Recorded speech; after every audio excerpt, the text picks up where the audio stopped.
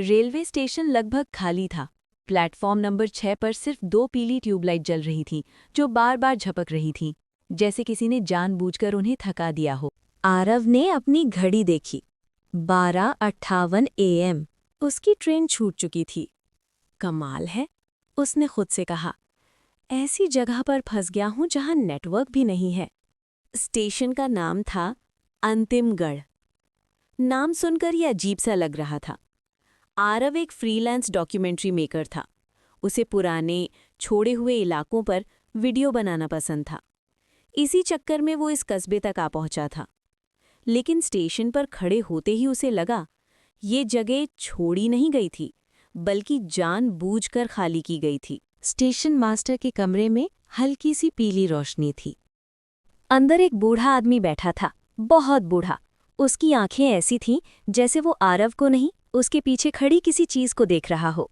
अगली ट्रेन कब है? आरव ने पूछा। बूढ़े ने धीरे से कहा, यहाँ से कोई ट्रेन नहीं जाती। आरव हंसा। मतलब? बूढ़ा उठा। उसकी चाल में अजीब सी खिंचाव थी। जो यहाँ आता है वो यहीं रुक जाता है। कैसी बातें कर रहे हैं आप? बूढ़े ने दीवार की ओर इशारा किया। वहां एक बोर्ड टंगा था। चेतावनी, रात 1 बजे के बाद प्लेटफॉर्म छोड़ना मना है। आखिरी मंजिल खुद चलकर आती है। ठीक उसी समय घड़ी ने 1 बजा दिया। टिक टिक टिक। आरव बाहर निकला। पूरा प्लेटफॉर्म खाली था। फिर टक टक टक।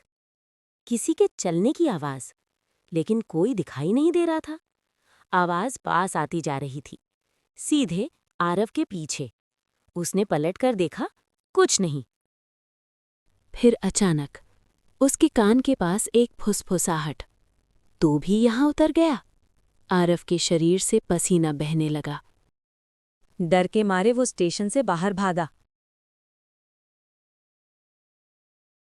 कस्बा बिल्कुल जिंदा लग रहा था। लाइटें जल रही थीं, दुकानें खुली थीं, लोग चल रहे थे, लेकिन सब कुछ थोड़ा सा गलत। लोग चलते समय जमीन पर पैर नहीं रखते थे।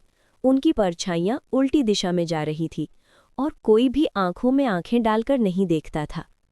एक चाय की दुकान पर उसने पानी मांगा। दुकानदार ने गिलास दिया। पानी काला था। ये क्या है? आरव ने पूछा। दुकानदार मुस्कुराया। उसके दांत बहुत ज्यादा थे। यादें, उसने कहा। हम यहाँ वही पीते हैं। रात बिताने के लिए आरव एक धर्मशाला पहुंचा। नाम था शांति निवास। लेकिन अंदर घुसते ही उसका सिर भारी होने लगा। रजिस्टर में नाम लिखते समय उसने देखा, पिछले 50 पन्नों में सिर्फ एक ही नाम लिखा था, आरव। बार बार, अलग अलग तारीखों के साथ। ये मजाक है? उसने पूछा। रिसेप्शन पर बैठी औरत ने सिर उठाया। उसकी गर्दन जरूरत से ज्यादा लंबी थी। हर बार तुम यही पूछते हो, उसने कहा। कमरा नंबर पीला। कमरा बिल्कुल साफ था, लेकिन आईने में आरव का अक्स नहीं था। आईने में कोई और खड़ा था। वही आरव, लेकिन उसकी आंखें काली थीं और वो मुस्कुरा रहा था। आईने वाला आरव बोला, तू बाहर जाना चाहता है और मैं अंदर। अचानक आईना टूट गया और कमरे का दरवाज़ा अपने आप बंद हो गया। सुबह 5:12 पर आरव की नींद खुली। वो फिर से प्लेटफॉर्म नंबर 6 पर खड़ा था। घड़ी देखी, 12:58 AM।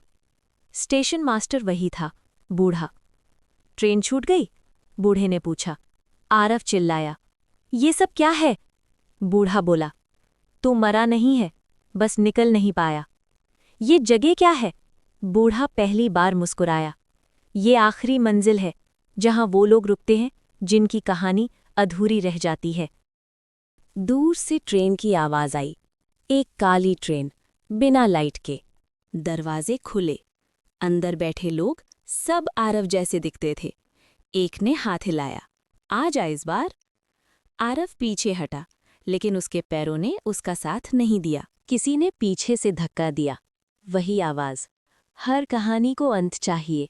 सुबह 6 बजे एक नई ट्रेन अंतिमगढ़ स्टेशन पर रुकी।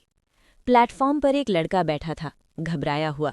स्टेशन मास्टर ने पूछा, अगली ट्रेन कब है? लड़के ने सिर उठाया। उसकी आंखें काली थीं और वो मुस्कुरा रहा था, क्योंकि अंतिमगढ़ में कोई भी पहली बार नहीं आता।